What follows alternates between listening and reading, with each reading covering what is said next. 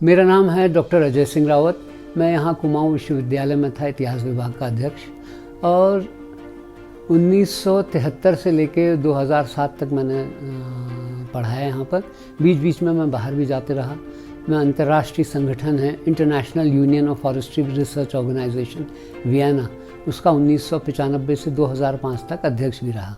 मैं पहला एशियाई हूँ जो इस पद पर पहुँचा। तो मेरा अनुभव विदेशों का भी है और नैनीताल का भी है। नैनीताल से मेरा लगाव इसलिए बहुत ज़्यादा रहा है क्योंकि मैं जहाँ आज पहुँचा हूँ उस सब के पीछे नैनीताल का ही योगदान है। मैं बहुत ही ग्रामीण क्षेत्र से आया हूँ। मेरा गांव है रावतसेरा जो बेड़ीनाग के पास है, और हमारे गांव में आज 1 साल पहले बस पहुंची है। तो आप लगा सकते हैं कि जिस क्षेत्र में 1 साल पहले बस पहुंची है वहां से मैं नैनीताल पढ़ने आया, और नैनीताल के कारण ही आज मैं जहां हूं वो पूरा श्रेय नैनीताल के लोग और नैना देवी को जाता है। तो इसलिए बचपन से ही जब मैं यहाँ पर था और जब मैं देखता था यहाँ लोग कूड़ा करकट फेंक रहे हैं, प्लास्टिक आ रहा है, धीरे धीरे जब प्लास्टिक कल्चर यहाँ शुरू हुआ और जब मानवीय मूल्यों का ह्रास हुआ तब मुझे बड़ा बुरा लगता था। मुझे याद है जब हम मंदिर जाते थे तो मेरी ईजा जो है, पहले हम मलीताल बाज़ार में रहते थे तो हम पहले मस्जिद में पहुँचते थे तो पहले ईजा कहती थी मस्जिद में हाथ जोड़, ये भगवान है। फिर उसके बाद हम अपने नैना देवी मंदिर जाते थे। फिर नैना देवी मंदिर के बाद क्या कहते हैं, ईजा ही कहती थी कि आप ये गुरुद्वारा है, गुरुद्वारा में हाथ जोड़ो। और उसके बाद फिर वहीं से हम जो मेथोडिस्ट चर्च है उस मेथोडिस्ट चर्च को भी हम हाथ जोड़ते थे। तो बचपन से ही हम लोगों में ये धारणा डाल दी गई थी कि भगवान एक है और हर धर्म के जो मतावलंबी हैं वो हमारे भाई बहन हैं। तो इस तरह का नैनीताल था। और नैनीताल में ये जो कम्युनल हार्मनी है, धार्मिक सहज जो धार्मिक भावना है और उस जिसमें इतना लोगों में प्यार हो, आप देख सकते हैं कि नैनीताल ही विश्व में एक ऐसा शहर है, मैं 3/4 दुनिया घूम चुका हूँ, जहाँ मंदिर, मस्जिद, आर्य समाज, गुरुद्वारा और मेथोडिस्ट चर्च ये सब एक दूसरे के बगल में आपको कहीं नहीं देखने को मिलेगा। तो जब यहाँ पर लोग धर्म और जाति की बात करते हैं तो मुझे बड़ा गुस्सा आता है और आक्रोश भी आता है, इसलिए कि जिस शहर में ये चीज़ें हम बचपन से देखते आ रहे हैं वहाँ पर ज़बरदस्ती आप हमारे ऊपर धार्मिक भावना या धार्मिक असहिष्णुता जो है, उस तरह की विचारधारा जो है हमारे ऊपर लाद रही है। जब हम धर्म की बात करते हैं तो मैंने अभी आपको बताया कि यहाँ पर आर्य समाज है। ये मैं गर्व के साथ कह सकता हूँ कि नैनीताल का जो आर्य समाज है ये हिंदुस्तान का पहला आर्य समाज है। 1875 में इसकी स्थापना हुई थी। 1874-75 में ही स्वामी दयानंद सरस्वती ने बम्बई में आर्य समाज की स्थापना की थी। तो उसी वर्ष यहाँ पर श्री गजानन छिंदवाल जो ढिकुली रामनगर के हैं, उन्होंने यहाँ पर आर्य समाज की स्थापना कर दी थी, और ये आर्य समाज तल्लीताल में था। उसके बाद खैर बाद में आर्य समाज आज़ादी के बाद यहाँ बना, जिसका श्रेय श्री जसवंत सिंह बिष्ट जी को जाता है जो चेयरमैन थे यहाँ उस समय, और श्री शिव दसानी जो कमिश्नर थे। इसी के साथ ही साथ नैनीताल का जो दूसरी चीज़ है जो सबसे बड़ी महत्वपूर्ण है, CRST के जो नीचे चर्च है वो मेथोडिस्ट चर्च है, जिसकी स्थापना 1858 में हुई थी। तो ये जो मेथोडिस्ट चर्च है ये भी हिंदुस्तान का पहला मेथोडिस्ट चर्च है। तो हमारा इतिहास इतना गौरवशाली रहा है जिसके बारे में हमको मालूम नहीं है। और यहाँ पर ऐसे ऐसे लोग रहे हैं जिन्होंने ऐसे उल्लेखनीय कार्य किए हैं जिसके बारे में थोड़ा बहुत बताना मुझे आवश्यक लगता है। जैसे एक एग्जाम्पल मैं दूँ आपको, वो है आपका फ्लोरेंस नाइटिंगेल का। फ्लोरेंस नाइटिंगेल का नाम आपने सुना है, वो क्रीमिया के युद्ध में जो 1854 से लेकर 1856 में यूरोप में लड़ा गया था। तो फ्लोरेंस नाइटिंगेल ने बहुत सेवा शुश्रूषा की थी और उनके कारण ही नर्सिंग प्रोफेशन जो है उसको मान्यता प्राप्त हुई थी। तो लेडी जो थी उनको लेडी विद द लैम्प कहा जाता था। लेकिन हमारे वहाँ फ्लोरेंस नाइटिंगेल से भी जो ज़्यादा प्रसिद्ध रही हैं वो उनका बचपन जो है नैनीताल में ही बीता, जिनका नाम था doctor LC mod English. Doctor LC mod English जो थी वो नैनीताल में ही थी क्योंकि उनके पिताजी ICS ऑफिसर थे। और 1862 के बाद नैनीताल जो है वो समर कैपिटल बन गया था नॉर्थ वेस्टर्न प्रोविंसेस का। तो 6 महीने सेक्रेटेरिएट लखनऊ रहती थी और 6 महीने सेक्रेटेरिएट जो है वो नैनीताल रहती थी। तो एल्सी मॉड इंग्लिश के फादर जो थे वो इंडियन सिविल सर्विसेज के ऑफिसर थे, तो वो भी 6-6 महीने अपने फादर के साथ रहती थी। उसके बाद वो इंग्लैंड गई। इंग्लैंड जाने के बाद जब उनके पिताजी रिटायर हुए तो उन्होंने मेडिकल किया और डॉक्टर बनी। और फर्स्ट वर्ल्ड वॉर में उन्होंने बहुत ज़्यादा सोशल सर्विस की, स्पेशली रशियन फ्रंट पे, और इस वजह से उनको लेडी विद द टॉर्च की उपाधि दी गई क्योंकि वो टॉर्च की रोशनी में भी ऑपरेशन कर देती थी। तो लेडी विद द टॉर्च इस तरह की महिला हमारे वहाँ पैदा हुई है। आपके फील्ड मार्शल मानेकशॉ जो हैं वो नैनीताल के ही स्टूडेंट रहे हैं। मेजर सोमनाथ शर्मा, जिनको पहला परमवीर चक्र मिला है हिंदुस्तान में, वो नैनीताल के स्टूडेंट रहे हैं। तो इस तरह से हमारा शहर जो है वो बड़ा गौरवशाली रहा है, लेकिन हम अपने इतिहास को भुला चुके हैं। ऐसे मैं आपको कई उदाहरण दे सकता क्योंकि इतिहास का क्लास तो नहीं है, लेकिन आपका जो विषय है, जो आप एक अभिनव प्रयास कर रहे हैं पर्यावरण को लेके, उसके लिए बड़ा महत्वपूर्ण है। पर्यावरण से एक संबंधित बात मैं और भी कहना चाहूँगा कि जो पहला वन महोत्सव हुआ हिंदुस्तान में 1952 में, वो भी नैनीताल में ही हुआ था 1952 में, और उसका श्रेय जाता है के.एम. मुंशी साहब को, जो बाद में यहाँ गवर्नर भी रहे। उस समय वो एग्रीकल्चर मिनिस्टर थे। तो नैनीताल का पर्यावरण के साथ बहुत बड़ा और बहुत महत्वपूर्ण स्थान रहा है। अब हम आते हैं यहाँ पर अंग्रेज़ों का आगमन और अंग्रेज़ों के समय में यहाँ पर क्या क्या कार्य हुए थे। अंग्रेज़ लोग कुमाऊँ में तो आए थे 1815 में, लेकिन नैनीताल वो पहुँचे 1841 में। ये ज़रूर है कि 1841 से पहले यहाँ पर G.W. ट्रेल, जो कमिश्नर थे कुमाऊँ के 1815 के बाद, G.W. ट्रेल ने पहला बंदोबस्त किया था, भूमि बंदोबस्त, तो वो यहाँ पर आ चुके थे 1823 में। लेकिन उन्होंने नैनीताल के बारे में लोगों को नहीं बताया, क्योंकि उन्हें भारतीय धर्म और भारतीय संस्कृति से बहुत लगाव था। और नैनीताल जो था एक बहुत बड़ा धार्मिक स्थल था।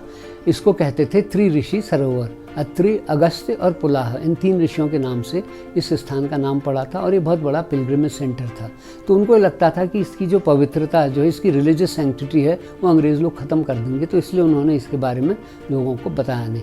बाद में खैर यहाँ पर जो दूसरा अंग्रेज़ आया था, वो आए थे पी बैरन 1841 में, जिनको ये कहा जाता है वो पहले अंग्रेज़ यहाँ पर आए थे, लेकिन वो पहले अंग्रेज़ नहीं थे, पहले G.W. ट्रेल आए थे। और पी बैरन ने एक पुस्तक लिखी है वंडरिंग्स इन द हिमालय। तो वंडरिंग्स इन द हिमालय में उन्होंने स्वयं इस बात को लिखा है कि मेरे से पहले यहाँ पर G.W. ट्रेल आ चुके थे, but he was very jealous of his discovery. उन्होंने जेलस कहा है, एक्चुअली उनको ये आइडिया नहीं था कि G.W. ट्रेल आध्यात्मिक रूप से कितने ज़्यादा पहुँचे हुए थे। G.W. ट्रेल वो कमिश्नर थे जिन्होंने बद्रीनाथ और केदारनाथ जी के लिए मार्ग में सुधार किए और कई फैसिलिटीज़, कई एडमिनिस्ट्रेटिव काम भी किए थे। तो 1841 के बाद से नैनीताल का नगरीकरण प्रारंभ हुआ। 1867 में जब यहाँ पर काफ़ी मकान बन चुके थे, तो 1867 में यहाँ पर पहली लैंडस्लाइड हुई थी। ये लैंडस्लाइड आई थी जहाँ पर आज B.D. पांडे हॉस्पिटल है, इसके ऊपर से। और इस लैंडस्लाइड में नुकसान तो हुआ, लेकिन किसी व्यक्ति की मृत्यु नहीं हुई। तो 1867 के बाद जो अंग्रेज़ी सरकार थी, उन्होंने सोचा कि एक कमेटी का गठन किया जाए जो यहाँ के लैंडस्लाइड्स के बारे में, जो भूस्खलन हो रहा है, जो इरोजन हो रहा है, उसके बारे में अध्ययन करें। तो 1867 में हिल साइड सेफ्टी कमेटी बनी थी। उसके बाद यहाँ पर 1880 में बहुत ज़बरदस्त भूस्खलन आया, जिसमें 151 लोग मारे गए। तो इस भूस्खलन के बाद फिर हिल साइड सेफ्टी कमेटी जो है, उन्होंने अध्ययन किया और उन्होंने कहा कि यहाँ पर कोई ड्रेनेज सिस्टम नहीं है कैचमेंट एरिया या जलागम क्षेत्र में।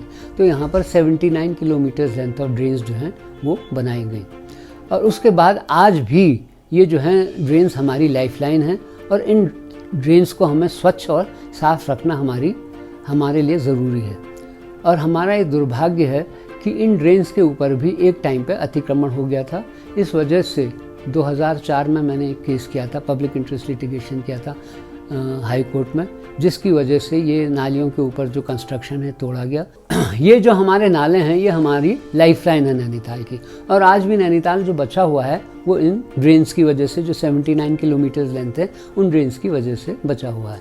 लेकिन धीरे धीरे क्या हुआ, जब यहाँ पर टूरिज़्म बहुत ज़्यादा बढ़ा, और एक समय ऐसा आ गया था कि लोग पंजाब नहीं जा रहे थे क्योंकि वहाँ मिलिटेंसी हो गई थी, कश्मीर नहीं जा रहे थे, कश्मीर और पंजाब नहीं जा रहे थे, हिमाचल नहीं जा रहे थे, उधर दार्जिलिंग में गोरखालैंड का आंदोलन चल रहा था, तो इसलिए दार्जिलिंग भी नहीं जा रहे थे। तो नैनीताल और मसूरी में बहुत ज़्यादा टूरिस्ट आने लगे, और टूरिस्ट की जो पहली पसंद थी वो नैनीताल था, क्योंकि नैनीताल में पानी की समस्या नहीं है गर्मियों में। मसूरी में गर्मियों में पानी की बहुत बड़ी समस्या हो जाती है। तो इस वजह से क्या हुआ कि यहाँ पर बिल्डर्स बहुत सारे आने लगे, और बिल्डिंग एक्टिविटीज़ नैनीताल में बहुत ज़्यादा बढ़ने लगी, और इसके साथ ही साथ यहाँ पर बिल्डर माफिया जो था वो हावी हो गया। आज भी आप देखें, आप स्नोव्यू वाली रोड में अगर तल्लीताल से आप स्नोव्यू को जाएं, तो आप देखेंगे कि रास्ते में कितना ज़्यादा अतिक्रमण हो गया, कितना ज़्यादा हैवी कंस्ट्रक्शन आज भी चल रहा है, जबकि कंस्ट्रक्शन के ऊपर, ग्रुप हाउसिंग के ऊपर प्रतिबंध है, लेकिन इसके बावजूद भी ये कंस्ट्रक्शन चल रहा है। तो खैर मैंने फिर एक पब्लिक इंटरेस्ट लिटिगेशन किया था 2014 में। तो उसके बाद 2015 में क्या कहते हैं, ये या 2014 में ही कह सकते हैं आप, नालों के ऊपर जितने निर्माण थे वो टूटे थे, तोड़ दिए गए थे। तो उस समय तो लोग मेरे से बहुत नाराज़ हुए थे, लेकिन 5 जुलाई 2015 में एक बहुत बड़ा भूस्खलन आया, तो नालों के ऊपर अतिक्रमण जो था वो टूटा। तो इसकी वजह से ये फ़ायदा हुआ कि जो मलबा था उसको बहने के लिए स्थान मिल गया। तो इस वजह से मॉल रोड के ऊपर बहुत ज़्यादा मलबा जमा हो गया था। अगर ये मलबे को फ्री पैसेज नहीं मिलता तो आप समझ सकते हैं कि कम से कम 30-40 होटल और मकान जो है ये ख़त्म हो जाते और पता नहीं कितने लोग मरते और कितनी प्रॉपर्टी का नुकसान होता। तो उसके बाद फिर ये लोगों को फिर समझ में आया और लोगों ने महसूस किया कि मैं गलत नहीं कर रहा था, और काफ़ी लोग फिर मेरे साथ जुड़ गए। उन्होंने कहा यार हमें इस शहर को बचाना है। तो जब ये मलबा आया और ये घटना घटी थी, इसके लिए मेरे को उस समय दीपक रावत जी डिस्ट्रिक्ट मजिस्ट्रेट जो थे, उन्होंने एक प्रशंसा पत्र भी मुझे लिख के भेजा कि आपकी वजह से इतने लोगों की जान बची है और इतना नुकसान जो है ये बच गया। इसके अलावा मुझे इसके लिए कई और जगह से भी पत्र मिले थे, वो मैं आपको अभी नहीं दिखा सकता, लेकिन ये दिखा देता हूँ मैं क्योंकि मेरे पास आसानी से अवेलेबल है। तो 2015 में स्थिति हुई थी। नैनीताल का दुर्भाग्य रहा है कि नैनीताल में 1880 के बाद भी फिर लैंडस्लाइड आया था 1898 में। 1898 में भी लैंडस्लाइड आया था, और ये लैंडस्लाइड आया था हमारे बलिया नाला क्षेत्र में। और आज भी बलिया नाला जो है उसकी स्थिति जो है वो बहुत ख़राब है।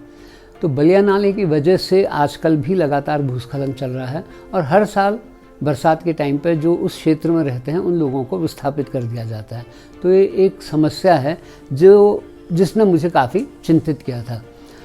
तो पहले तो हम लोगों ने सेफ नैनीताल वर्कशॉप कराई थी 1989 में, जिस वर्कशॉप का मैं शायद पहले भी आपको बता चुका हूँ। उस वर्कशॉप के बाद फिर मैंने सुप्रीम कोर्ट में पब्लिक इंटरेस्ट लिटिगेशन किया था 1993 में, और 1995 में इसका डिसीजन दिया गया था। और इस डिसीजन में 2-3 चीज़ें बहुत बड़ी कही गई थी, बड़ी महत्वपूर्ण। सबसे पहला ये कहा गया था कि on a war footing Balia Nala should be saved, on a war footing work should be done on Balia Nala. इसके अलावा यहाँ पर ग्रुप हाउसिंग, ये सब चीज़ें और जो अतिक्रमण हो रहा है इसके ऊपर सुप्रीम कोर्ट जो है उसने काफ़ी वो उठाया था। और साथ ही साथ उन्होंने कहा था कि जो लेक नैनीताल लेक जो है, जो बिल्कुल ही पोल्यूशन की वजह से ओपेक हो गया है, बिल्कुल ही मतलब मरने की स्थिति में ख़त्म होने वाला है, तो इसको पुनः रिवाइव किया जाए। जब हम नैनीताल की बात करते हैं, नैनीताल के पर्यावरण और नैनीताल की लाइफलाइन और नैनीताल को बचाने की बात जब हम कर रहे थे, तो उस समय 1989 में JC पंजी जो थे secretary ministry of environment Uttar Pradesh government, तो उन्होंने 2 वर्कशॉप्स कराई थी, एक सेव मसूरी और दूसरी save Nainital. Save Nainital workshop जो थी उसका कोऑर्डिनेटर भी और लोकल ऑर्गेनाइजिंग सेक्रेटरी मैं था, और मेरे साथ साथ उस समय के जो डिस्ट्रिक्ट मजिस्ट्रेट थे PD सुधाकर जी वो, और श्री इंदु पांडे जो स्पेशल सेक्रेटरी थे। तो हम लोगों ने यहाँ पर सेव नैनीताल वर्कशॉप कराई थी। Being the local organizing secretary मेरा रोल ज़्यादा इम्पोर्टेंट इसलिए हो गया था क्योंकि जो लोकल यहाँ के एक्सपर्ट्स थे उनको आमंत्रित करना था। तो इस वर्कशॉप की सबसे बड़ी विशेषता ये थी कि हर विषय पे कोई ना कोई एक्सपर्ट जो था, जो कंट्री में सबसे अच्छा था, वो बोले थे। तो जैसे हाइड्रोलिक्स में पानी को लेके डॉक्टर P पांडे जो रुड़की यूनिवर्सिटी में प्रो वाइस चांसलर थे, बाद में डॉक्टर P पांडे ने पेपर प्रेजेंट किया। ID पांडे जी जो चीफ कंजर्वेटर रहे हैं उन्होंने फॉरेस्ट्री पे किया। प्रोफेसर वल्दिया जो पद्म भूषण हैं, प्रोफेसर वल्दिया ने यहाँ की जियोलॉजी पे लेक्चर दिया था। यहाँ के जो नगर पालिका के जो लॉज हैं, बाय लॉज हैं, इसके ऊपर श्री राम सिंह रावत जी जो उस समय चेयरमैन थे, उन्होंने लेक्चर दिया। तो इस तरह से हर एक एक्सपर्ट जो था हर विषय का उन्होंने दिया था। टूरिज़्म एंड होटल इंडस्ट्री के ऊपर जो पेवेलियन एंड हिमालय होटल के स्वामी रहे हैं और बड़े ज़बरदस्त एकेडमिक रहे हैं श्री जगदीश लाल शाह जी, उन्होंने इसके बारे में लेक्चर दिया था। तो जितने भी एक्सपर्ट्स थे उन लोगों के इसमें लेक्चर हुआ था। मैंने यहाँ के इतिहास, यहाँ के पर्यावरण, यहाँ की लैंडस्लाइड, भूस्खलन और किस तरह से अंग्रेज़ लोगों ने यहाँ पर भूस्खलन को बचाने के लिए जो जो कार्य किए थे उस सब के बारे में यहाँ पर बताया था। तो ये जो सेव नैनीताल वर्कशॉप है बड़ी महत्वपूर्ण रही है, और इस सेव नैनीताल वर्कशॉप की वजह से हम यूपी गवर्नमेंट और सेंट्रल गवर्नमेंट से भी उस समय पैसा आया था। उसके बाद फिर मैं सुप्रीम कोर्ट गया था। सुप्रीम कोर्ट में मैंने 1993 में पब्लिक इंटरेस्ट लिटिगेशन किया था, और उस पब्लिक इंटरेस्ट लिटिगेशन में पहले बार हुआ कि 1 साल 8 महीने में इतने कम समय में इसका निर्णय लिया गया और डिसीजन दे दिया गया था। तो इसकी सबसे बड़ी विशेषता ये थी, जैसा कि मैं पहले भी बता चुका हूँ, कि बलिया नाले के ऊपर वॉर फुटिंग से काम होना चाहिए। तो लास्ट में जब पैसा भी आया, फॉर्चुनेटली उस समय या फिर जिस समय ये पैसा बंटने की बात आ रही थी या पैसा गवर्नमेंट के पास आ गया था, मिनिस्ट्री ऑफ एनवायरनमेंट के पास। तो यहाँ पर कमिश्नर थे डॉक्टर तोलिया। तो डॉक्टर तोलिया और मैं जो हैं हम गवर्नमेंट के पास प्रेजेंटेशन देने गए थे। तो उस समय जब हम प्रेजेंटेशन देने गए थे तो वहाँ पर लेक्स के ऊपर एक नेशनल कॉन्फ्रेंस कराई थी मिनिस्ट्री ऑफ एनवायरनमेंट ने। तो जैसे डल लेक है, उस्मान सागर लेक है, मतलब इंडिया के जितने भी महत्वपूर्ण लेक्स हैं उसके बारे में ये सेमिनार हुई थी कि जो लेक्स हैं जिनके लिए पैसे की आवश्यकता पड़ेगी। तो हम लोग गए थे, तो डॉक्टर तोलिया और मैंने प्रेजेंटेशन दिया था। हमारा प्रेजेंटेशन इसलिए ज़्यादा अप्रिशिएट किया गया क्योंकि एडमिनिस्ट्रेटिव एंड लीगल एस्पेक्ट पर डॉक्टर तोलिया बोले, इन्वायरमेंट एंड हेरिटेज एस्पेक्ट पर मैं बोला। तो हमको वहाँ से तुरंत पैसा जो है वो रिलीज़ किया गया। तो आज भी जो पैसा यहाँ पर आ रहा है ये उसी प्रेजेंटेशन के वजह से ये पैसा आजकल नैनीताल को मिल रहा है। इसके बाद सुप्रीम कोर्ट के डिसीजन के बाद मैं फिर एक और मैंने PIL किया था। वो ये क्या था, नैनीताल को इको सेंसिटिव जोन बना दें। इसमें भी लोगों को बहुत गलत फहमी थी। वो सोच रहे थे कि इको सेंसिटिव जोन अगर बनेगा तो नैनीताल में निर्माण जो है वो ख़त्म हो जाएगा। लेकिन इको सेंसिटिव जोन के पीछे ये उद्देश्य नहीं होता है। इको सेंसिटिव जोन जो है उसमें नैनीताल की जो प्लानिंग है that will be done totally on the basis of a master plan. और यहाँ का जो एडमिनिस्ट्रेशन है या कंस्ट्रक्शन एक्टिविटीज़ हैं वो मिनिस्ट्री ऑफ एनवायरनमेंट के द्वारा की जाएंगी। तो कंट्रोल जो है वो सेंट्रल गवर्नमेंट का रहेगा। लोकल गवर्नमेंट में ही रहता है, स्टेट गवर्नमेंट में, कि लोकल अधिकारी जैसे झील विकास प्राधिकरण, जिसको अब नैनीताल डेवलपमेंट अथॉरिटी कहते हैं, तो उसके अफसर के ऊपर जो सेक्रेटरी है उसके ऊपर बहुत ज़्यादा प्रेशर पड़ने लगता है। नेता लोग जो हैं, ब्यूरोक्रेट हैं, पावरफुल लोग हैं, वो बहुत ज़्यादा प्रेशर करते हैं। तो प्रेशर के अंडर ही विल्ड्स, और वो कई बार गलत डिसीजन भी ले देता है। मैं उनको ब्लेम नहीं कर रहा हूँ। जो प्रेशर पॉलिटिक्स होती है, वोट बैंक पॉलिटिक्स होती है, उस पॉलिटिक्स की वजह से। लेकिन अगर ये इको सेंसिटिव जोन होगा तो फिर किसी तरह का हस्तक्षेप नहीं हो सकता है। और ये इको सेंसिटिव जोन इसलिए ज़रूरी था क्योंकि मिनिस्ट्री ने 1993 के करीब या 1993 के बाद ही आपके कुछ हिल स्टेशंस जो हैं उनको इको सेंसिटिव जोन बनाने के लिए घोषणा की थी। तो उसमें माथेरन था, माउंट आबू था, नैनीताल था। उसके बाद ये मिनिस्ट्री ऑफ एनवायरनमेंट इसको स्टेट गवर्नमेंट को भेजती है, फिर स्टेट गवर्नमेंट रिकमेंड करता है तो इको सेंसिटिव जोन। तो नैनीताल के साथ जो अन्य हिल स्टेशन डिक्लेयर किए गए थे, जैसे माथेरन है महाराष्ट्र में या माउंट आबू है, वहाँ उनको इको सेंसिटिव जोन बना दिया गया और वहाँ की स्थिति में बहुत अधिक सुधार आया है। लेकिन हमारा दुर्भाग्य रहा है कि नैनीताल को हमारी स्टेट गवर्नमेंट ने इको सेंसिटिव जोन नहीं बनने दिया, क्योंकि यहाँ पर बिल्डर माफिया जो थी वो हावी थी। और बिल्डर माफिया ने इस तरह से पब्लिसिटी कर दी कि इको सेंसिटिव जोन बनेगा तो यहाँ पर हर एक्टिविटी ख़त्म हो जाएगी। वो ये नहीं समझ रहे थे कि यहाँ के पर्यावरण में बहुत ज़्यादा सुधार होगा, और साथ ही साथ आप पर्यावरण में अगर सुधार करना चाहते हैं तो कहीं ना कहीं आपको पैसे की भी आवश्यकता होती है। तो स्टेट गवर्नमेंट के पास तो इतने फंड्स नहीं होते जितने कि सेंट्रल गवर्नमेंट के। तो हमें फंड्स की भी कमी नहीं रहती। अगर इस समय जैसे बलिया नाला है, बलिया नाले के लिए जापानीज़ टेक्नोलॉजी की आवश्यकता पड़ रही है, लेकिन हमारे पास पैसा नहीं है। बट अगर हम इको सेंसिटिव जोन होते तो हमें इस पैसे के लिए सरकार का मुंह नहीं देखना पड़ता, हमें पैसा तुरंत रिलीज़ हो जाता। तो इको सेंसिटिव जोन नहीं बनने की वजह से हमें प्रॉब्लम हुआ। फिर मैंने हाई कोर्ट में भी ये अपील की थी, हाई कोर्ट ने भी इसको रिजेक्ट कर दिया इस केस को। खैर एनीवे, इको सेंसिटिव जोन नहीं भी बना, उसका कोई हमें नुकसान जो हो रहा है वो तो हो ही रहा है, लेकिन कुछ ना कुछ रास्ता ज़रूर निकलेगा।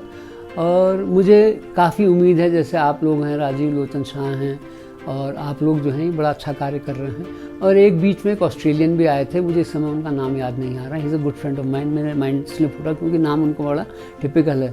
तो जब वो नैनीताल आए थे तो उससे पहले जो हमारे यहाँ के MP रह चुके हैं, KC बाबा, जो चंद राजाओं के वंशज हैं, KC बाबा, जो एशियन गोल्ड मेडलिस्ट भी हैं पावर लिफ्टिंग में। 2 बार उनको पावर लिफ्टिंग में एशिया में गोल्ड मेडल भी मिला है। तो वो MP भी रहे, तो वो इनके ऑस्ट्रेलियन के बहुत अच्छे फ्रेंड थे। तो उनके थ्रू मैं उनसे मिला था, और उन्होंने फिर यहाँ पर सेव नैनीताल करके 2-3 बार यहाँ पर कोशिश की थी। और 18 सितंबर को राजीव लोचन शाह लोगों के साथ उन्होंने मिलकर यहाँ पर नैनीताल की क्लीनिंग, और मतलब नैनीताल के लोगों को चैतन्य करने की उन्होंने कोशिश की थी। तो इसमें राजीव लोचन शाह लोगों का भी बहुत योगदान रहा था। तो इस तरह से अगर हम लोग प्रयास करते रहेंगे और आने वाली पीढ़ी को अगर हम ये बताएंगे कि नैनीताल को किस तरह से हमें बचाना है, और नैनीताल को किस तरह से पल्लवित करना है, नैनीताल को क्लीन रखना है, नैनीताल को ये करना है, ये बड़ा महत्वपूर्ण है। लेकिन मेरा पर्सनल व्यू है एज एन एनवायरमेंटलिस्ट, और मैं शायद एज एन एनवायरमेंटलिस्ट जो मैंने वर्ल्ड ओवर महसूस किया, जो मेरे बाहर के एक्सपीरियंस हैं, तो मुझे लगता है कि हमें अपने बच्चों को हमारी जो हेरिटेज है और हमारे जो वैल्यूज़ हैं वो वैल्यूज़ भी उनको बतानी पड़ेंगी, क्योंकि इन्वायरमेंट को आप तभी बचा सकते हैं जब आपकी वैल्यूज़ हों। अब हमारी जो वैल्यूज़ थी, हम हैं ईजा बाबू कल्चर के, अब आ गया मम्मी डैडी कल्चर। ईजा बाबू के कल्चर में ये था कि आप में पड़ोस में भी जो रह रहे हैं लोग, वो भी आपकी कैंजा हो जाती थी, और क्या कहते हैं जो मतलब बुज़ुर्ग व्यक्ति होते तो या तो जेठ बाजू हो जाते थे या कोई कका हो जाता था। मुझे याद है मेरे बचपन में 20 कैंजाएँ थी और कम से कम 22-23 मामा थे, क्योंकि इतने लोगों को हम मामा कैंजा सब कहते थे। तो उनके साथ हमारा एक घरेलू संबंध था, एक डर भी थी उनके साथ। यहाँ के लोगों के जो मूल्य थे वो डिफरेंट थे। अब ऐसा नहीं रहा है। अब अगर हम शैतानी भी करते थे तो हमें अपने पड़ोस का जो बड़ा भाई होता था उससे भी डर लगती थी, वो मार भी देता था, कान पकड़ देता था कि तुम शैतानी कर रहे हो। आज अगर मैं किसी के बच्चे का कान पकड़ूँ तो पता चला युद्ध हो जाएगा। तो वो जो पुरानी वैल्यूज़ हैं, जिसमें नैनीताल एक परिवार था, Nainital was like an extended family, और हम लोग मतलब किसी के घर में भी घुस जाते थे। जैसे मैं सेंट जोसेफ्स में पढ़ता था, बीच में मैं डे स्कॉलर भी रहा, तो मैं जैसे थर्सडे हमारी हाफ हॉलीडे होती थी तो मैं हाफ हॉलीडे में घर आ जाता था। तो मेरी मदर भी फादर दोनों सर्विस में थे, तो मैं बस्ता किसी भी दुकान में रख देता था और किसी के घर में अड़ोस पड़ोस में मैं खाना खाने लगता था। और मज़े की बात ये थी, मैं रौब भी मारता था उनसे। मैं कहता था कि अगले थर्सडे तक तो मेरे लिए बड़ी बनाना या मुंगौड़ी बनाना। मैंने कहा मैं अरहर की दाल नहीं खाऊंगा, और वो बेचारे बना भी देते थे। तो इतना मतलब एक परिवार की जैसी फीलिंग थी। वो फीलिंग हमारे वहाँ ख़त्म हो गई है। वो फीलिंग होनी चाहिए कि जो हमारे बुज़ुर्ग हैं, जो हमारे पड़ोसी हैं, हमारे शहर के जो निवासी हैं, शहर के जो बच्चे हैं, वो हमारे परिवार के सदस्य हैं। तो जब तक ये फीलिंग नहीं आएगी कि Nainital is my town, the people of Nainital are like my family, each and every individual irrespective of caste, creed or religion, we should unite together, we should come forward and save Nainital a people's movement. It should not be the movement of Ajay Rawat. It should not be a movement of Rajiv Lochan. It should not be a movement of only you people. You are doing a phenomenal job, a formidable task we have taken up. But we can only succeed when each and every individual के अंदर से ये इच्छा आए, ये इच्छा जगे, ये मेरा शहर है, ये शहरवासी मेरे भाई बहन हैं, इनके लिए मुझे और आने वाली पीढ़ी के लिए मुझे शहर बचाना। जब ये फीलिंग आएगी, it becomes a people's movement, it will be a great success. Supreme court और हाई कोर्ट में जो मैंने पब्लिक इंटरेस्ट लिटिगेशन की वो कई किए थे, तो उसका एक सबसे बड़ा लाभ तो ये हुआ कि सुप्रीम कोर्ट में जो जनहित याचिका की थी और उसके बाद जो इंटरिम एप्लीकेशन डाली थी 2005 में, और उसके बाद 2005 के बाद भी जो जनहित याचिकाएँ की, उसका नैनीताल पर बहुत ज़्यादा प्रभाव पड़ा, उत्तराखंड पर भी पड़ा। जैसे 10 स्क्वायर किलोमीटर क्षेत्र जो है तराई के जंगलों में मेरी जनहित याचिका की वजह से खाली कराया गया था। इसके साथ ही साथ नैनीताल में जो एरेशन और बायो मैनिपुलेशन हो रहा है, वो भी जो जनहित याचिकाएँ की गई हैं मेरे द्वारा, उसका ये परिणति है। बायो मैनिपुलेशन के मतलब है कि लेक में कुछ ऐसी मछलियाँ डाल दी गई थी, जैसे गैम्बूसिया है या बिग हेड कार्प जो है, जो लेक इकोलॉजी के लिए बहुत डेंजरस हैं, तो उनको हटाया गया यहाँ से। जैसे 70,000 फिंगरलिंग्स जो हैं वो गैम्बूसिया के हटाया गया। गैम्बूसिया जो है मच्छर मारने के लिए होती है, तो नैनीताल में तो मच्छर लेक में ऐसे हैं नहीं, तो गैम्बूसिया और बिग हेड कार्प को यहाँ से हटाया गया और उसके बदले यहाँ पर आपके महासीर और मिरर कार्प जो लेक इकोलॉजी के लिए लाभदायक है, उनको डाला गया। इसके साथ ही साथ एरेशन द्वारा ये किया गया कि जो ऑक्सीजन लेवल है, जो ऑक्सीजन लेवल लेक में बिल्कुल ख़त्म हो गया था, जिसकी वजह से मछलियाँ मर रही थी, वो ऑक्सीजन लेवल जो है उसको बढ़ा दिया गया है और उसकी वजह से स्वाभाविक तौर से लेक जो है वो बहुत ज़्यादा साफ़ सुथरा हो गया। इसके साथ ही साथ जो हमारा ये हनुमानगढ़ी पार्क है, इसमें एक हेलीपैड बन रहा था। अगर वो हेलीपैड बन जाता तो वो पूरा जो क्षेत्र है वो ऑलरेडी धंस रहा है और कैल्शियम कार्बोनेट के रॉक्स हैं उसमें, मतलब कैल्शियम कार्बोनेट की संरचना है, तो वो धंसता तो हमारा पूरा नैनीताल का लेक जो है, क्योंकि वो बलिया नाला से लगा हुआ और बलिया नाला से ही बरसाती पानी निकलता है, तो वो पूरा क्षेत्र धंसता, तो हल्द्वानी और लाल कुआं तक जितने भी गांव हैं, शहर हैं, ये सब ख़त्म हो जाते। तो उसको हेलीपैड को मैंने रुकवाया था, ये स्टेट गवर्नमेंट बना रही थी। तो इस तरह से इसके कई लाभ हुए, जैसे एरेशन वहाँ पर भी इंट्रोड्यूस किया जा रहा है भीमताल नखुचिया ताल में। और भीमताल में क्या कहते हैं, वहाँ पर एक आइलैंड रेस्टोरेंट था, आइलैंड के ऊपर रेस्टोरेंट था जो बहुत ज़्यादा पोल्यूशन कर रहा था भीमताल लेक में। वहाँ पर क्या कहते हैं, स्टेट ऑफ आर्ट आपके एक्वेरियम बनाया गया। ये ज़रूर है कि वो एक्वेरियम ने जैसा कार्य करना चाहिए वैसा नहीं कर रहे हैं, लेकिन फिर भी कम से कम पोल्यूशन वहाँ पर थोड़ा रोका गया है। इसके साथ ही साथ जो हिमालयन बॉटेनिक गार्डन है, इस तरह के कई और कार्य जो हैं ये इसकी वजह से हुए हैं, और जिसका क्या कहते हैं मुझे सर्टिफिकेट भी दिए गए हैं कि आपकी वजह से हिमालयन बॉटेनिक गार्डन को हमने इंट्रोड्यूस किया, एक कॉन्सेप्ट आपको दिया। इसके साथ ही साथ जो सड़िया ताल है, जिसको आप सरिता ताल कहा है, ये बिल्कुल लेक सड़ गया था, उसका again it was revived bye my PILs। तो जनहित याचिका से मैं ये नहीं कह रहा हूँ, जनहित याचिका का ये फ़ायदा कि उससे आप जो काम करवाएंगे, चूँकि वो लीगल हो जाता है, तो उसको चैलेंज नहीं किया जा सकता है। नहीं तो जैसे से सपोज़ आपने आंदोलन के बाद आपने कोई एक्ट बनाने की कोशिश की, तो उसमें फ़ायदा तो होता है, जन चेतना आती है, लेकिन अल्टीमेटली उसका जो आपको नुकसान या भरपाई करनी पड़ती है वो बड़ा प्रॉब्लम है। कई बार तोड़फोड़ हो जाती है, कई बार न चाहते हुए भी आप कंट्रोल नहीं कर पाते हैं क्राउड कुछ भी कर सकता है। और सचिन नेगी को मैं इसलिए कॉन्ग्रेचुलेट करना चाहता हूँ because he is from my school, he studied in St. Joseph. Of course, when I passed out from St. Joseph, he must not have been born also, but I'm proud to say that he's from my school. और Sachin, because you are from my school, तो मैं Saint Joseph का तुम्हें जो मोटो है वो याद दिला रहा हूँ, सर्टे बॉनम सर्टे मैन, फाइट अ गुड फाइट। तो I hope you follow the school motto and work in consonance with it and fight a very good fight. This is my message for you especially, and my message for the town is that पूरा शहर जो है हमें इस आंदोलन में जुड़ना है। मैं आभारी हूँ और अपने साथी राजीव लोचन शाह जी का जो इसके साथ जुड़े हैं, और नगर पालिका और आप सब लोग मिलके जो क्लीन नैनीताल डे मना रहे हैं, उसके लिए आपको भूरी भूरी प्रशंसा, आपको साधुवाद और बधाई भी।